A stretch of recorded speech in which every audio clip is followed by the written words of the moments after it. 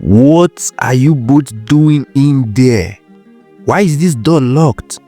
Open this door this minute before I do that myself. Can you imagine these children?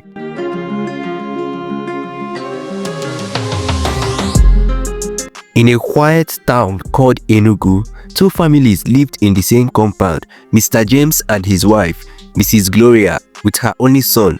Mr. James was a civil servant known for being strict and demanding, especially with his 13-year-old daughter, Chiamaka. He always said, "Discipline today saves regrets tomorrow." Mrs. Gloria, on the other hand, was more relaxed. She sold clothes in the market and allowed her son David to enjoy more freedom. She often said, "Children should be happy first. Discipline can come later." Despite their different parenting style, the families were close. Chiamaka and David had grown up together, playing football in the compound, doing chores side by side, and running errands for their parents. They were practically siblings. But one Sunday afternoon, as Mr. James and his wife relaxed after church, Chiamaka spoke up. "Daddy, can I have a tablet? Almost all my friends use one to study and do homework." Her father frowned. "A tablet? Chiamaka, those things distract children." But she persists. "No, Daddy, not just for games. Daddy, I can use it for my assignment and even learn new skills." Her father thought for a moment. Finally, he said, "Okay, if you come out first in class in your exams this term, I will buy you one. But you must prove you deserve it." That one promise lights a fire inside her. Chiamaka buried herself in books, studied day and night, and even David helped her revise. By the end of the term, she had not only improved, she took the top spot in her class.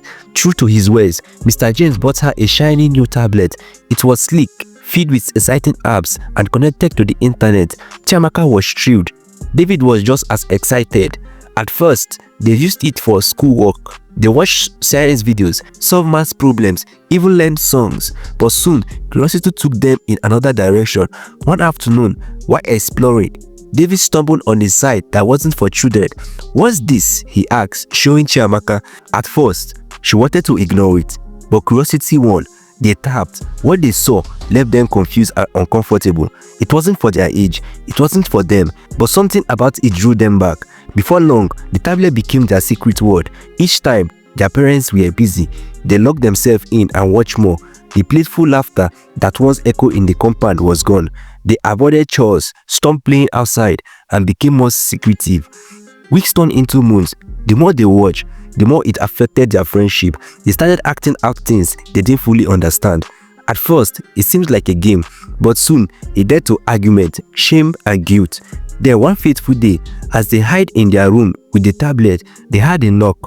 "Chiamaka, why is this door locked?" It was her father's voice. Panic set in. They scrambled, but it was too late. The door opened, and standing there were Mr. James and Mrs. Gloria. One look at their children's face, and they knew something was wrong. Tears flowed. The secret spilled out. Both parents were heartbroken. Mr. James sank into a chair, whispering, "How did we miss this?" Miss Gloria covered her face, blaming herself for not watching closely. But instead of anger, the parents chose guidance. They sought help, counseling, conversations, and stricter boundaries. They made new rules. No gadgets without supervision, no locked doors, and most importantly, open communication. Over time, Chiamaka and David healed. Their friendship changed. They still laughed and played, but with a new sense of caution and respect. The compound slowly came back to life. Moral lesson of the story: giving a child a gadget is not just handing them a toy. It's opening the door to a world both good and dangerous. Parents must not only provide but also guide. Stay close, ask questions, don't just give the device, teach them how to use it wisely, because sometimes just one click can change everything. And one more thing, this is Wisdom Stories. Guys, I'm still a new creator and you just found me. If you enjoyed this story and would love to see more, kindly subscribe and join this community. Every subscription, every comment, every share helps me bring you more real stories with real lessons. Thank you for spending your time with me today. See you in the next one.